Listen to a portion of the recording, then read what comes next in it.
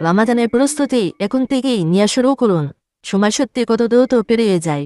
মনে হয় এই তো কিছুদিন আগেই রমাদান শেষ হলো, কিন্তু আবারও সামনে নতুন রমাদান। রমাদানের প্রায় 1 মাসের মতো সময় বাকি। আমাদের সালামগণ রমাদানের 6 মাস আগেই প্রস্তুতি নিতে শুরু করতেন। তাদের পুরো বছরের আমল ছিল রমাদানকে কেন্দ্র করে। আমরা কি আমাদের রমাদানের পুরো প্রস্তুতি নিয়ে শুরু করেছি? অনেকের মনে প্রশ্ন আসতে পারে, রমাদানে আবার প্রস্তুতি নিতে হবে কেন? আমাদের বাস্তবতা হলো, রমাদান এলে প্রথম কয়েকদিন আমরা অনেক উচ্ছ্বাস নিয়ে আমল করি, কিন্তু ধীরে ধীরে সে আমলের ধারাবাহিকতা কমে যায়, ইবাদতের অলসতা চলে আসে, আর রমাদানটি হয়ে পড়ে কোন ফলস্বরূপ আর আনপ্রোডাক্টিভ।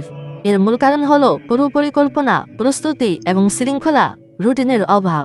তাই রমাদানকে সত্যিকারের বরকতময় ও প্রোডাক্টিভ করতে হলে এখন থেকেই প্রস্তুতি নেওয়া অত্যন্ত জরুরি।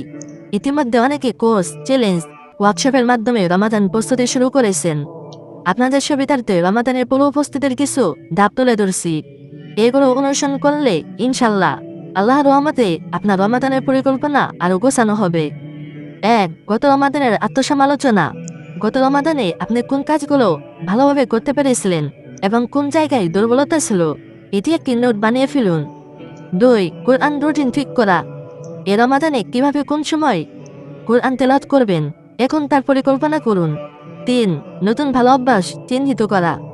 রমাদানকে কেন্দ্র করে কোন কোন ভালো অভ্যাস শুরু করতে চান, যেমন তাহাজ্জুদ, নিয়মিত জিকির, দান সদকা, দোয়ার তালিকা, এসব আগে থেকেই লিখে রাখুন।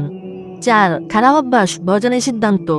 যেসব অভ্যাস আপনাকে আমল থেকে দূরে রাখে, সোশ্যাল মিডিয়ার অতিরিক্ত সময়, দেরিতে ঘুমানো, অলসতা, এসব বর্জনের সিদ্ধান্ত নিয়ে তা এখন থেকে অনুশীলন শুরু করুন। হে আল্লাহ, আপনি আমাদেরকে রমাদান পর্যন্ত পৌঁছে দিন এবং রমাদানকে আমাদের জন্য বরকতময় করে দিন। আমিন। ভিডিওটি অবশ্যই অনেকজনের সাথে শেয়ার করবেন, আর যে যত পারবেন কপি লিংক করে দিন।